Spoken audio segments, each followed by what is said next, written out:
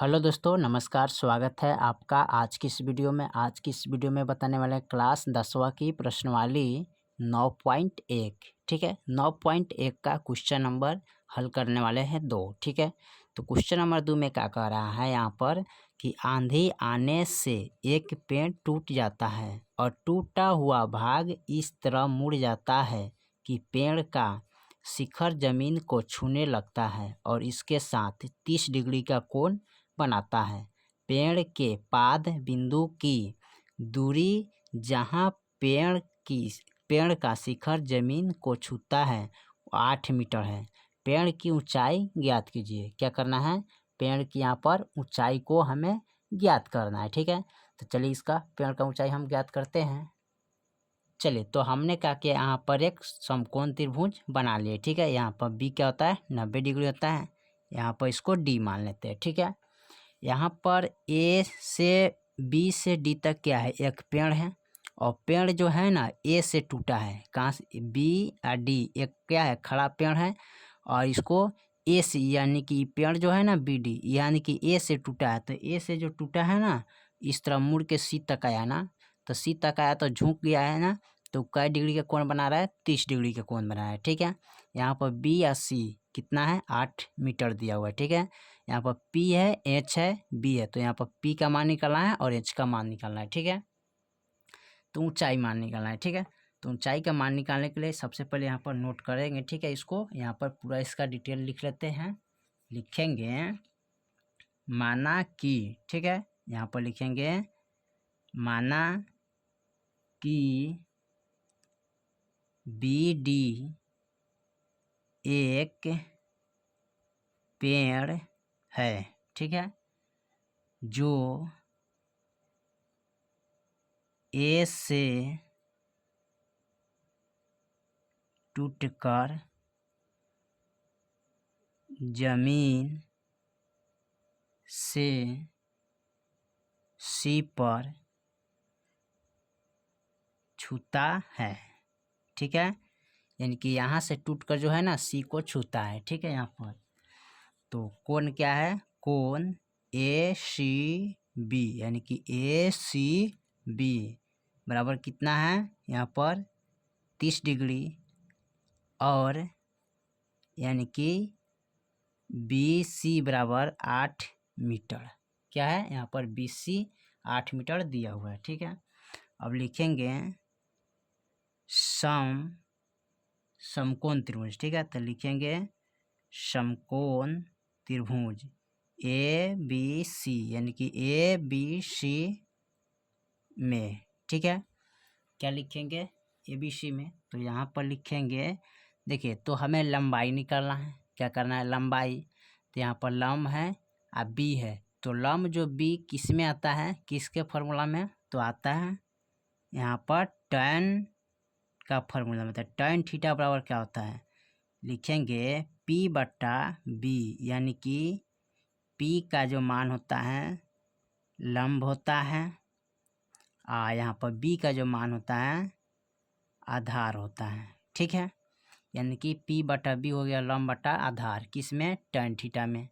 अब देखिए tan theta का जो मान होता है कितना होता है, तो यहाँ पर लिखेंगे tan थीटा के जगह पर हम क्या लिखेंगे, 30 डिग्री लिखेंगे, तो यहाँ पर लिखेंगे 30 डिग्री बराबर P का जो मान है यानी कि ए बी है। ठीक है, P का मान क्या है, ए बी, और B का जो मान है यहाँ पर बी सी, तो यहाँ पर लिखेंगे बी सी। ठीक है, यहाँ पर क्या लिखेंगे, बी सी।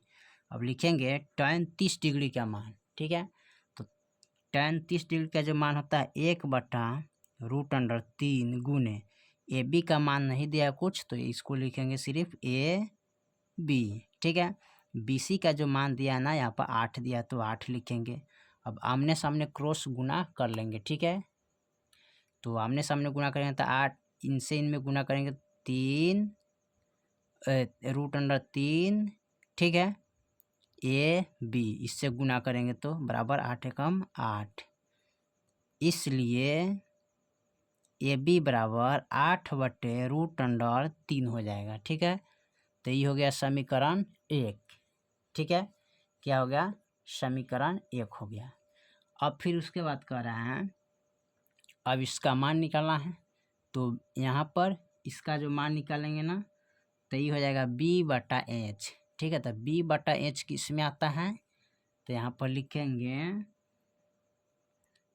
cos थीटा बराबर b/h, यानी कि b से जो होता है ना इसका फॉर्मूला आधार होता है।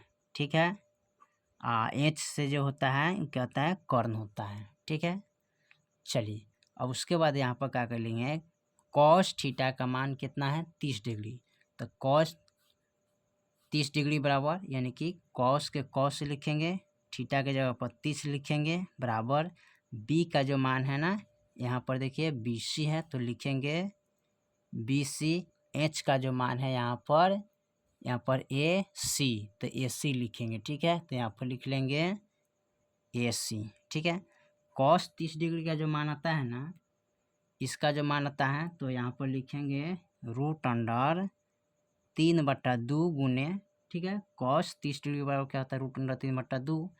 BC का जो मान है ना 8 दिया है, यानी कि BC का मान यहाँ पर कितना है 8। ISC का जो मान यहाँ पर नहीं दिया है तो इसको लिखेंगे सिर्फ AC। ठीक है, अब इसमें क्या करेंगे, आमने सामने क्रॉस गुना कर देंगे। ठीक है, तो यहाँ पर जब इससे इनमें गुना करेंगे तो 3 इसको लिखेंगे गुना जब कीजिएगा ना तो यहाँ पर √3 AC बराबर 8 दूनी 16 हो जाएगा, इसलिए AC बराबर 16/√3 ये हो जाएगा समीकरण 2। ठीक है, कितना हो जाएगा समीकरण 2। ठीक है, अब यहाँ पर लिखेंगे इसलिए पेड़ की, ठीक है, कुल